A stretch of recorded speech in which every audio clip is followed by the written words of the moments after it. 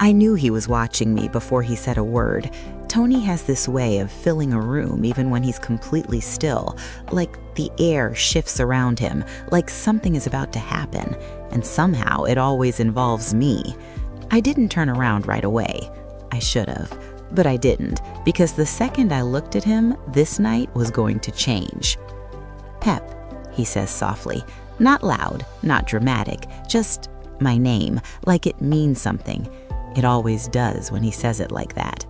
I close my eyes for half a second, steadying myself, then finally turn, and there he is, leaning against the doorway like he's been there forever, like he belongs there, like I'm the one who walked into his space instead of the other way around.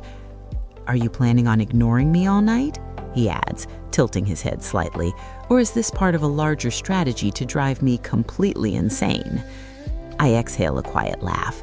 There it is, that tone, light, teasing, but just underneath it, something real. "I haven't decided yet," I reply. "You're making a strong case for the first option." He presses a hand to his chest like I've wounded him.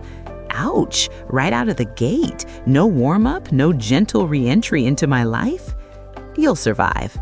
"I usually do," he says, pushing off the doorway and walking toward me, slow and deliberate. "But I'd prefer not to test it tonight." There's something different in the way he says "tonight," and I feel it. Of course I feel it. That quiet pull in my chest, that awareness that this isn't just another conversation, not another late-night exchange filled with quick jokes and deflection. No, this is something else, something closer. "You look like you're thinking," he says as he stops a few feet away. I am. Should I be concerned? Always. He smiles, but it fades quicker than usual. "You've been distant," he says, straight to it, no jokes to soften the landing this time, and that catches me off guard more than anything. "I've been busy," I say automatically. "Pepper," just my name again, but this time it lands differently, softer, closer, like he's stepping past every excuse before I even say it. I swallow, because the truth is, he's right. I needed space, I admit. He nods once, slow. "From me?" The question is careful, controlled, but I hear what's underneath it, that tiny crack of uncertainty he never lets anyone see. "From everything," I say, then quieter, "including you." He looks down for a second, then back up, and when his eyes meet mine again, there's no mask. "Okay," he says, just that. No argument, no sarcasm, and somehow that's worse, because I expected him to push back, to joke, to charm his way out of the moment, but instead, he's just here, listening, and it makes my chest tighten. "You're not going to fight me on that?" I ask. "Oh, I could," he says lightly. "I have several very compelling arguments prepared at all times. It's kind of my thing." "Of course it is. But..." He steps a little closer, voice dropping just enough to make my pulse shift. "I get it." That stops me. "You do?" "Yeah," he says, softer now, needing space, wanting things to slow down for 5 seconds so you can actually feel what's happening instead of just surviving it. I stare at him, because that's not the answer I expected, not from him. "Since when do you understand that?" I ask. He huffs a quiet breath, almost a laugh. "Since I realized I was about to lose you if I didn't." And just like that, everything sharpens. The room, the air, the space between us. "Tony, I'm serious," he cuts in, not harshly, just honestly. "You think I don't notice when you pull away, when you start choosing silence instead of arguing with me? That's how I know it's bad, by the way, when you stop fighting." I look down, because he's not wrong. "I didn't want to fight," I say quietly. "Yeah," he replies, "that's the problem." A beat passes between us, then another, and suddenly the distance feels too big, even though he's only a step away. "So what is this?" I ask, my voice softer now. "You came in here to call me out?" "No," he says immediately. Then after a second, he adds, "Well, not just that." I cross my arms slightly, watching him. "Then what?" He studies me for a moment, and I can see it, the hesitation. Tony Stark, hesitating. That's how I know this matters. I came in here, he says slowly, because I don't want another night where you're right in front of me and still feel out of reach. My breath catches, just slightly, but enough. And, I ask, and I was hoping. He pauses, searching for the words, which is rare enough to make my heart race. I was hoping maybe tonight you wouldn't be. The honesty in that moment hits harder than anything else. No performance, no charm offensive, just him, and it pulls me in before I can stop it. You're terrible at asking for things, I say quietly. I know, he admits. I'm working on it, slowly, painfully. I take a step closer. Now we're standing close enough that I can feel the warmth coming off him, close enough that if I lean in even slightly, I don't, not yet. What are you asking for? I whisper. His eyes flicker to mine, then to my lips, then back again. And there it is, that shift, that tension. That you stay, he says. The words are simple, but the way he says them, like they matter more than anything else, that's what gets me. I am staying, I say. You know that's not what I mean. I do. Of course I do. He takes another step forward.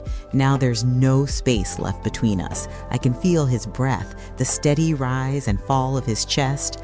You're always halfway out the door when things get too real, he murmurs. And you're always making jokes when they do, I shoot back. Not right now. No, I admit softly. Not right now. And that's what makes this moment dangerous, because he's not hiding, and neither am I. So what happens if I stay? I ask.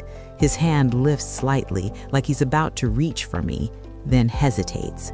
Then we stop pretending this is easy, he says. And start what? Start being honest? I let out a slow breath. Tony, that's a terrible plan. Yeah, he says, a faint smile tugging at his lips. It really is. Messy. Very. Complicated? That's kind of our brand. I almost laugh. Almost, but it catches somewhere in my chest instead, because he's right. This is us. Messy, complicated, real. His hand finally closes the distance, brushing lightly against mine. Not grabbing, not pulling, just there. An invitation, and I feel it all the way through me. You're not pulling away, he notes quietly. Neither are you. Give me a second, he murmurs. I might ruin it. I smile, just a little. There you are. Hey, he says softly, I said might. Let's not jump to conclusions. My fingers shift slightly, brushing against his, and that tiny contact, it's enough to send a quiet spark through both of us. You're nervous, I say. I am not nervous. You hesitated. I was being respectful. I raise an eyebrow. That's new. I have layers, he says defensively. Very attractive, complex layers. He leans in just slightly, his voice dropping. Pepper. The way he says my name, it's softer now, closer, like it's not just a name, but something he's holding on to. And suddenly, the rest of the world feels very far away. You're still thinking, he murmurs. I'm always thinking. Try not to, he says gently. That's not helpful. Just for a second. I hesitate. Then I let the thoughts go. Just enough. Just for now. And in that quiet space, I step closer. Close enough that there's no question anymore. His hand tightens around mine, just slightly, like he wasn't sure I'd stay long enough for him to do it. I've got you, he says, almost under his breath.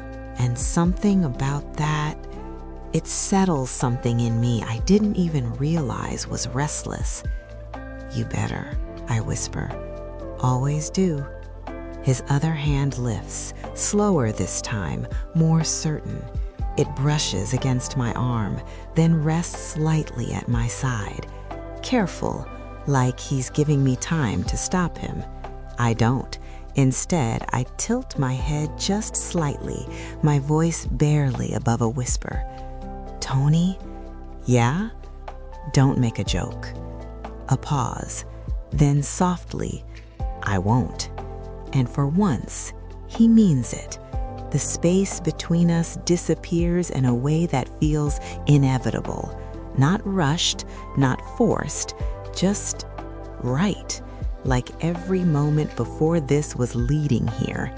And for the first time in a long time, I'm not thinking about what comes next.